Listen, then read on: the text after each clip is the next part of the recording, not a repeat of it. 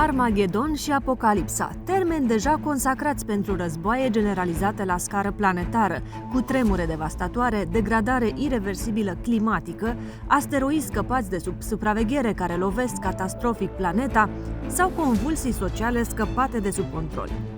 Se amestecă de avalma texte biblice, stihuri hinduse, catrene ale lui Nostradamus, calendare incașe, profeții ancestrale și toate pentru a întreține o stare războinică și o angoasă continuă pentru cei cu inima slabă și informații puține. Un cocktail cu adevărat nociv. Toate acestea și multe altele au devenit scenarii de film hollywoodian și nu numai. Dar realitatea bate filmul. De la scenarii de film s-a trecut la o realitate extrem de complexă și explozivă.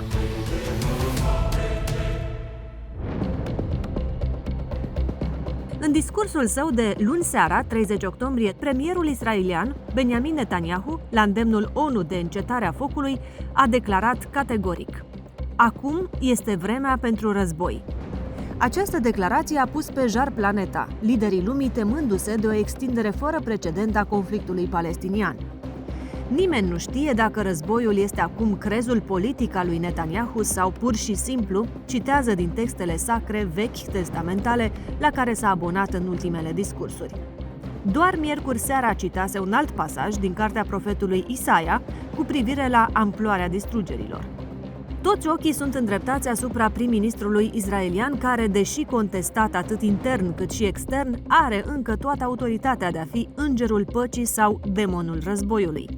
Parcă de mult timp lumea nu a mai depins atât de mult de cuvântul unui singur om și el continuă să citeze din vechile scrieri.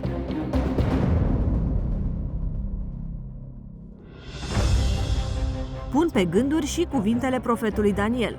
Războiul va ține până la sfârșit și împreună cu el și pustiirile. Aceasta este poate cea mai cunoscută profeție din Biblie ce descrie destinul poporului Israel pentru era post-respingerii lui Mesia, Iisus Hristos. Pustiiri în cascadă uneori de propria mână și în propria casă, apoi prin mâna romanilor, bizantinilor, persanilor, califilor musulmani, cruciaților creștini, mamelucilor, otomanilor, britanicilor, iordanielilor, naziștilor sau a atâtor alte state arabe din Orientul Mijlociu. Mai grav, acum avem noi evenimente tensionate care își așteaptă intrarea în scenă. Iranul își agită amenințările, arabii din Europa amenință cu situații explozive pacea continentului. Rusia și China își definitivează pactul antioccidental la care își tatonează apartenența și Turcia lui Erdogan și mai mult ca niciodată, înarmarea generală a națiunilor a căpătat o dimensiune nemai auzită în ultimele decenii. Desigur, Statele Unite se pot înscrie oricând pe turnantă. Și alte state încep să facă declarații tot mai belicoase de o parte sau cealaltă.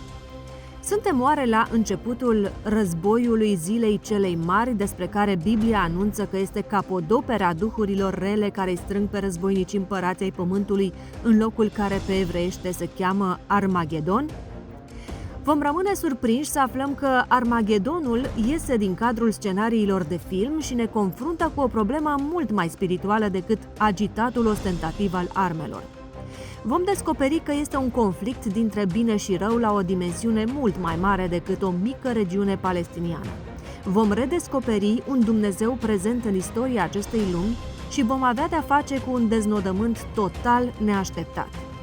Tocmai de aceea, Bible Opinion te invită să urmărești top 7 lucruri din Biblie despre Armagedon, probabil cel mai interesant subiect al acestor zile.